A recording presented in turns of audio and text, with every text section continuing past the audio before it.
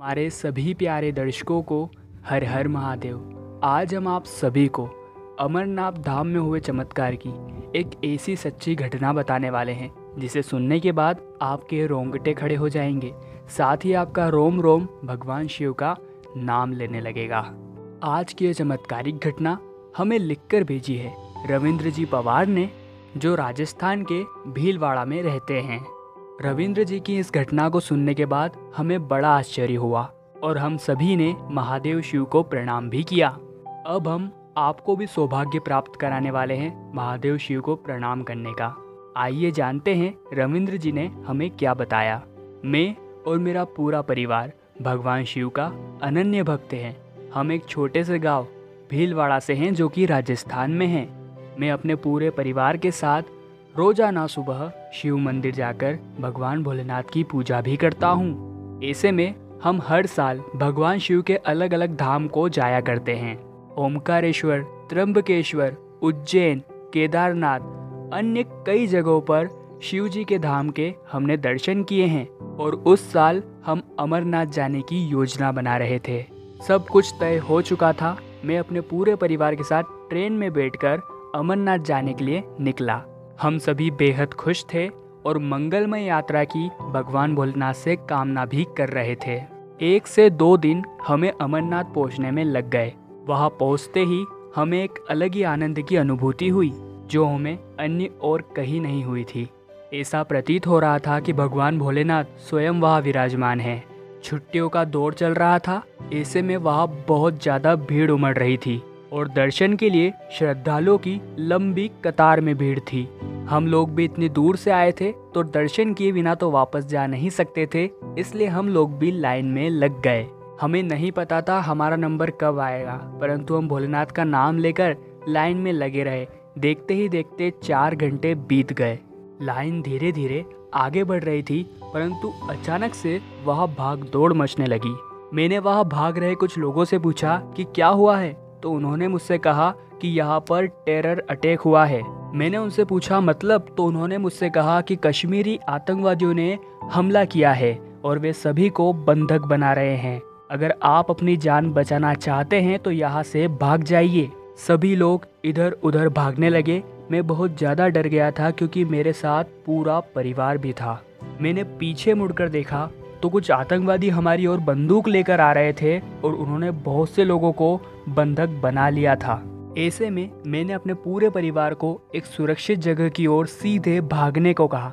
ऐसे में हम सभी उधर भागने लगे। हम भागते जा रहे थे, भागते जा रहे थे, भागते जा रहे थे। आगे पीछे से बंदूक की गोली चलने की आवाज़ें भी आ रही थी, परंतु हम डरे नहीं। हम भगवान भोलेनाथ का नाम लेते रहे और भागते रहे। थोड़े समय बाद हम एक जगह रुके। वहाँ पर चारों ओर पहाड़ ही पहाड़ थे और सामने जाने का कोई रास्ता नहीं दिख रहा था। भले ही वहाँ सब कुछ शांत हो गया था, परंतु मैं समझ गया था कि अब हम रास्ता भटक चुके हैं। मेरा परिवार बहुत ज़्यादा डर चुका था। मैंने उनसे एक ही बात कही कि हम भगवान के धाम में आए हैं और उनकी जिम्मेदारी है कि वो हमारी रक्षा करे, तो चिंता मत करो, हमें कुछ भी नहीं होगा। एक दिन बीत चुका था। हम उसी पहाड़ी इलाके में फंसे हुए थे और 2 से 3 पानी की बोतलें जो हमारे पास थी वह भी अब खत्म होने जा रही थी। सारा खाना भी खत्म हो चुका था। अब हमें बहुत ज़्यादा चिंता होने लगी। दूसरा दिन भी बीत गया और दूसरा दिन हमने बिना पानी पिए और बिना खाना खाए गुजारा था। ऐसे ही एक और दिन बीत गया और 3 दिन हमें उस पहाड़ी इलाके में फंसे हुए हो चुके थे। मेरे हाथ में अब कुछ भी नहीं था। मेरे हाथ में था बस भोलेनाथ से दुआ करना, और वे मैं बखूबी कर रहा था। चौथे दिन मेरे छोटे बच्चे ने मुझसे कहा कि पापा, कि मैंने टीवी में देखा है कि कोई व्यक्ति ऐसे ही सुनसान जगह पर फंस जाता है, उसके बाद वह आग लगाकर बहुत सारा धुआं निर्मित करता है। उसके बाद रेस्क्यू टीम उस धुएं के अनुसार उस आदमी को खोज लेती है और उसकी जान बच जाती है। उसके बाद हमने भी इसी प्रकार की युक्ति को आजमाने का सोचा। मैंने अपने पूरे परिवार के साथ वही आसपास के क्षेत्र की सारी लकड़ियाँ इकट्ठी की और हमने आग जलाई और बहुत सारा धुआं निर्मित किया और इसी आशा में वहाँ बैठे रहे कि अब तो हमारी मदद करने कोई न कोई जरूर आएगा। तभी 2 घंटे के बाद हमें एक हेलीकॉप्टर हमारी ओर आता हुआ दिखा। उसके अंदर से एक नौजवान पुलिस वाला उतरा और उसने हमसे कहा कि चलिए, मैं आ गया हूँ आपकी मदद करने, आप सभी इस हेलीकॉप्टर में बैठ जाइए। इस बात की तो मुझे बेहद खुशी थी कि चलो हमें बचाने कोई आ गया, लेकिन इस बात का गम भी था कि अमरनाथ धाम आते हुए भी अब हम भगवान भोलेनाथ के दर्शन नहीं कर पाएंगे, क्योंकि हो सकता है कि यह रेस्क्यू टीम सीधे हमें अपने घर ही पहुंचाए। परंतु पता नहीं कैसे मेरी इस मन की बात को उस नौजवान पुलिस वाले ने कैसे जान लिया। वह सीधे हेलीकॉप्टर को अमरनाथ धाम ले गया और मुझे मेरे परिवार के साथ वीआईपी लाइन में अच्छे से दर्शन करवाए। और उसने मुझसे कहा कि अब हो गई आपकी इच्छा पूरी, जाओ, भगवान आपकी सारी मनोकामनाएं पूर्ण करेंगे।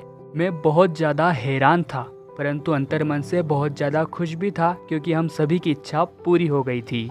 रविंद्र जी ने हमें बताया कि इसके बाद रेस्क्यू टीम ने हमें हमारे घर तक सही सलामत पहुंचाया। हमेशा मेरे मन में एक ही ख्याल आता है कि क्या वह नौजवान शख्स भगवान भोलेनाथ का ही एक रूप था जो हमें बचाने भी आया था, और उसी ने महादेव के हमारे दर्शन भी करवाए। दोस्तों, सही मायने में रविंद्र जी की ये घटना हमें चौंकाने वाली है। अगर आपको इस घटना ने प्रभावित किया हो तो इस वीडियो को लाइक करके हमें अंदेशा दीजिएगा। साथ ही में अगर आपके साथ भी इसी प्रकार की कोई चमत्कारिक घटनाएं घटी है तो हमारे इंस्टाग्राम पेज महादेव मिरेकल को फॉलो कीजिए और वहाँ भेजिए अपनी सच्ची घटनाएं। और हमेशा ऐसी ही चमत्कारिक घटनाओं को देखने के लिए अभी हमारे चैनल को सब्सक्राइब करके बेल आइकन को प्रेस कर लीजिए। अभी के लिए आप सभी को हर हर महादेव।